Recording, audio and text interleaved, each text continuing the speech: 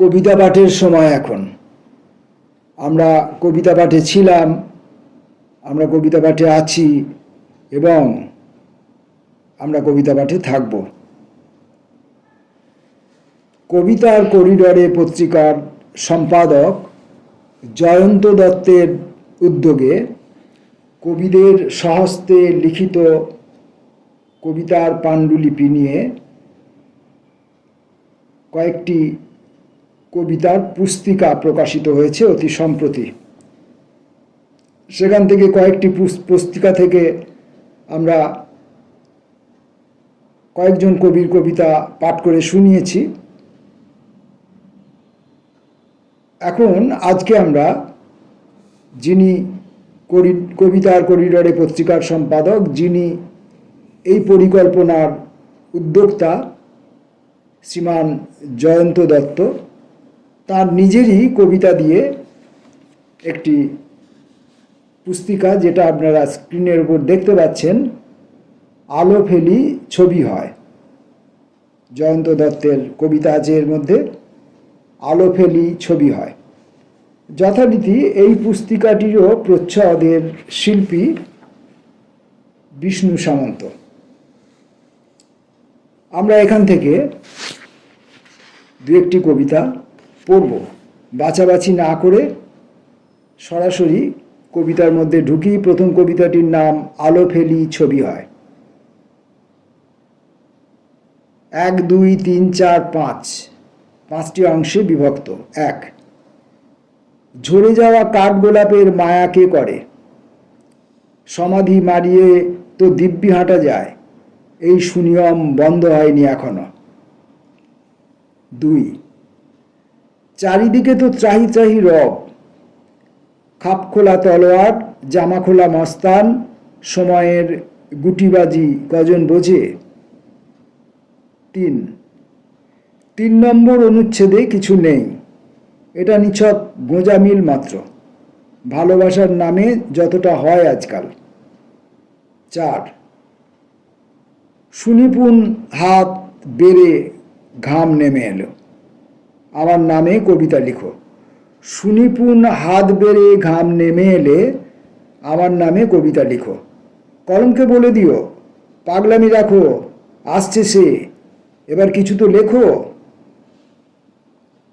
5 নম্বর এবং আলো ফেলি ছবি হয় এই কবিতাটির শেষ অংশটি। 12টা বছর গারদে থাকা খুব সহজ, বিধিনিষেধের প্রস্তাবনা কঠিনই বটে। শুধু মন থেকে নেমে আসা শোকের মিছিলে চলে টিয়ার গ্যাস আর রাবার বুলেট। জয়ন্ত দত্তের পরের কবিতাটি হাসপাতাল করিডোরে।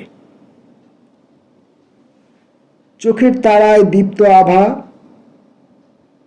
চোখের তারায় দীপ্ত আভা ভরা শান্ত বাস্তু ভিটা, চোখের তারায় দীপ্ত আভা ভরা শান্ত বাস্তু ভিটা।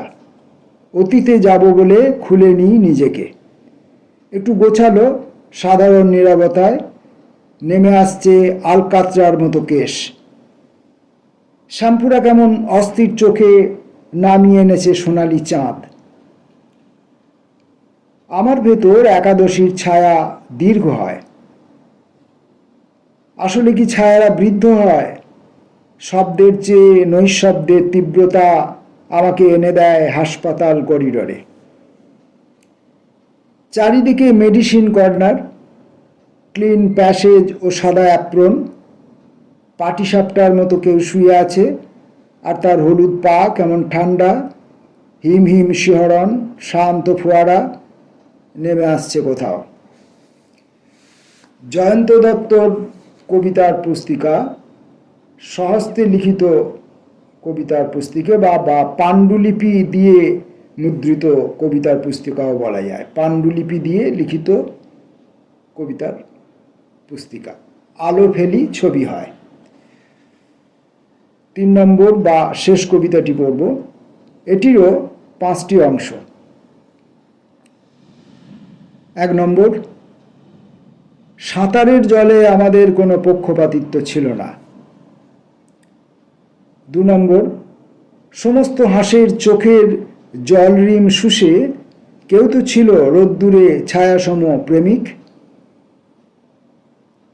3 নম্বর, কত শীত পথ বেঁকে যায়, সন্ধ্যারা ফিরে এলে সাইকেলগুলো কুয়াশা হয়।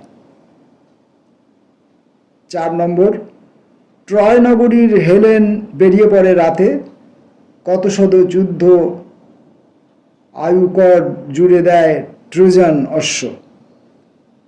5 নম্বর এবং শেষ অংশটি, শুধু লাল ধুলোর ওড়াউড়ির পথে কারা যেন ফেলে যায় মুকুটের ঘৃণা। জয়ন্ত দত্তর 3টি কবিতা পড়লাম।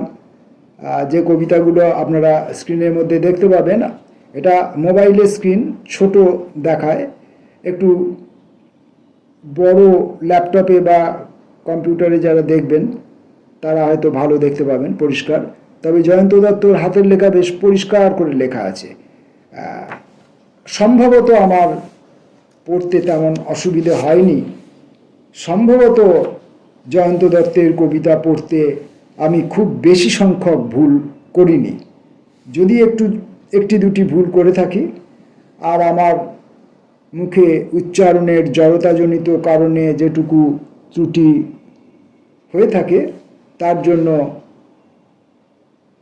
কবি জয়ন্ত দত্তর কাছে আমি ক্ষমা চেয়ে রাখি। নমস্কার।